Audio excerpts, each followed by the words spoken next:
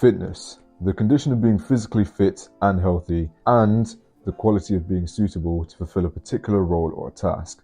This is Google's definition of fitness. It's the first thing you see when you type in define fitness. I could end the video right there, but I'm not going to, because in those two sentences, there's actually quite a lot to unpack. Fitness means quite a lot to me for reasons made obvious once you check out my body transformation video here. It means so much to me that I've made sure to include it in my big three: mindset, fitness, and motivation. Now, it's very easy to just simply assume that fitness means your physical fitness, but it actually goes into more depth than that. The way I'm running with it now is I split it down to the three sections: your physical fitness, mental fitness, and your spiritual fitness. And when I say spiritual fitness, I'm not talking about astrology or star signs like, oh, my fitness is dependent on whether my sun is rising or my moon setting, Mercury has to be in Venus, nothing like that. I will break down each one individually and explain how they all link together to give you what I like to call the Trinity of Fitness. Okay, so starting off with your physical fitness, probably the easiest of the three to understand, but simply put, your physical fitness comes down to two categories: your health-related components and your skill-related components. Your health components being your cardiovascular endurance, your muscular endurance, muscular strength, flexibility, as well as your body composition. I will break down what all of these are in a future video, so make sure to subscribe so you don't miss that. Your skill-related components are power, speed, agility, coordination, balance. You need to know the balance. And reaction time. Once again, I will cover these in a future video. Your physical fitness is very important as it can help reduce risk of diseases such as type 2 diabetes, as well as various forms of cancer. It also enables you to perform daily tasks more effectively, efficiently, and usually with less stress. And as we know, it plays a very key role in your weight management, so making sure that your body composition stays at a healthy level. You don't want too much fat, you don't want too much muscle either, enough of what you need to stay healthy. Now, you train your physical fitness by doing resistance training, the thing everybody hates, also known as cardio, and as well as just generally moving around, like walking or doing sports. Stretching also plays into how you train your physical fitness. Now, what you do in your sessions and how you train them, like what exercises you do, is dependent down to a lot of factors, usually what your goals are, your motivations, your environment. I will not be covering any of those today, but I will do in the future. And as I just mentioned earlier, improving your physical fitness helps reduce stress in many ways. And I don't just mean stress on your limbs and on your spine, I mean mental stress, which segues perfectly into the second pillar.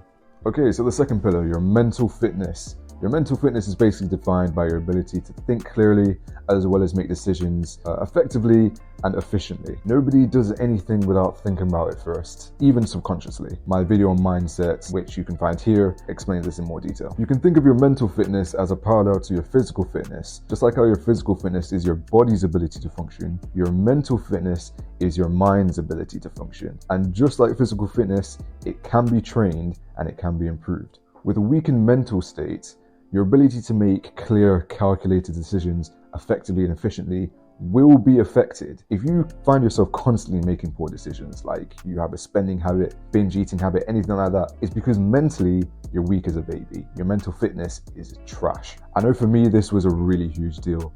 I've only just recently improved my mental health in like the last 3 years, like mental training. And I was training for 3 years physically prior to that. But the difference between the first 3 years and the second 3 years, once I started taking my mental fitness a lot more seriously, has been absolutely staggering. This is why I prioritize mental fitness. It's like a multiplier effect. Just like your physical fitness, your mental fitness is trainable. For me, the two methods I used were continuous self-education as well as just performing brain tasks. Now, when I mean continuous self-education, that doesn't necessarily mean formal education like you learn in school. I just mean like learning topics I wanted to learn more about. Like going through school, I really did feel as if the things I needed to know about, I did not know at all. And I was just getting fed very useless information. Like when you're in school, you get taught how to solve simultaneous equations, but then not how to improve your social skills. You get taught what happened in World War II, but you don't get taught how to budget. Like things I thought I needed to know about, working on my money management, dating women, understanding human interaction, as well as just general social skills, things like that. You weren't taught those things. I was like absolutely clueless. Like, why are you going to expect me to know what to do? The things that I thought were most important, and I do still think are very important, You were just expected to know. Like, no, I do not know how to do this because you haven't taught me. Why do you think I should know what to invest my money into? You haven't covered it. They just push you out and let you go on your own. To me, it just felt as though a lot of unnecessary information was just being fed to us, while the information we really needed to know, you were just expected to already have. Like, oh, you were just supposed to be taught that by your parents or something. And sometimes they don't know either, so it's just a reoccurring cycle. And that can very easily get stressful. Once I started taking my learning into my own hands, watching videos like this one, reading books, touching grass, like just going outside and gaining the experience, my mind became way more at ease because now I had actionable information, knowledge I could actually use practically in the real world. And the other way was just simply to just train my brain, just like how you train muscles in the gym. This is where I think video games can have their utility. As long as they're done in moderation, they can be pretty useful for this. For me, it was playing simple fun brain games. Now, I'm not sponsored yet, but I highly recommend Elevate. Elevate has a combination of mathematical, speech, listening, memory, literature, like all these type of small games that you can play, simple and fun, and they train your mind just like how you would train in the gym, performing reps and sets every single day. You can pay for more features and have like full access. That's what I did personally, but you don't have to do it. The free version is more than enough. I will put a link in the description so you can check it out for yourself. Mental fitness is arguably more important than your physical fitness, but there's still the third pillar that ties them all together, and that is your spiritual fitness. Your spiritual fitness is definitely the most nuanced of the three, as how you go about it is quite subjective actually. But in short, your spiritual fitness relates to your beliefs and practices that help to strengthen your connection to your sources of hope and purpose. This is basically what your morals, values, and your ideologies are, and includes your faith if you have one. Now, the benefits of your spiritual fitness are a little bit harder to see, they're a little bit more obscure, but just like your mental fitness, I akin them to being like a multiplier. When you have a very strong connection and understanding of what your morals, values, and ideologies are, you tend to move with a lot more purpose and direction. Everything becomes very intentional. Instead of just being carried by the wind, you actually use it to fly.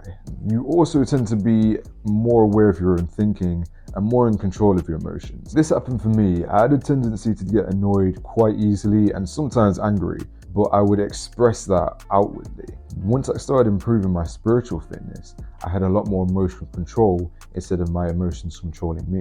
Now, I'm a Christian from upbringing, so spirituality and faith has always had a massive influence on my life, but it has been a bit shaky at times. I'll probably do that in another video. But prayer, journaling, as in just simply jotting down what I did in the day, what happened in the day, as well as meditation to an extent, definitely helped me get my emotions in check, or at least be able to control them better. Now, it's not that I don't feel anger or annoyance anymore, it's just that it takes a whole lot more for me to actually get there. And if I do, I will rarely outwardly express it. You think I am just calm as a bee. For you, spiritual training could simply just be listening to your favorite music, going out in nature, being around friends, things like that. It's just about putting yourself in environments and situations where you can be more aware of your thoughts. And this is why spiritual fitness is the final pillar of the three for me. It improves your overall mood when you're physically fit. It gives you like a new high off of life. Instead of waking up dreading tomorrow, you wake up excited for what you can achieve today. Your spiritual fitness directly impacts your mental fitness, which directly impacts your physical fitness.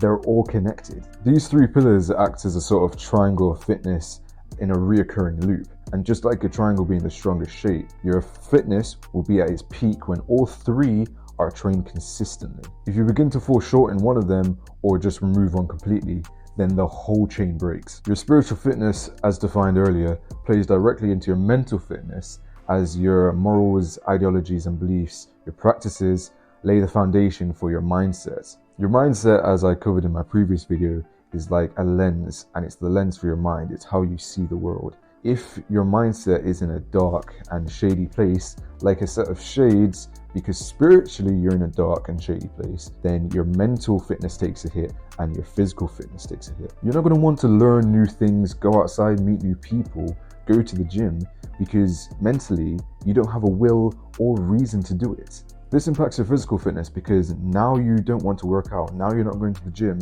now you're eating unhealthy foods. A lot of the time, binge eating stems from a very poor mental state. Now you're more easily fatigued, you're tired all the time, you can't perform basic tasks like you used to. Now your spirituality takes a hit because you can't do those things. It's a reoccurring cycle that, if not broken, can send you spiraling out of control. Now, it's definitely not all bad. This definitely applies the other way around. Have you ever noticed that after a good workout, your mood is literally lifted? Your spirits are literally lifted. When you're working out physically, your spirituality is improved. You feel a sense of accomplishment, achievement, a bit of pride. You feel happy doing it. Guess what that does for your mental state? It multiplies it. Now that you're thinking clearer, your decision making gets more efficient and more effective. You begin to do things that you may have put off. You finish that essay because you want to do it now. You actually have the motivation, you have the drive to do it. You book that flight to that place you always wanted to go to.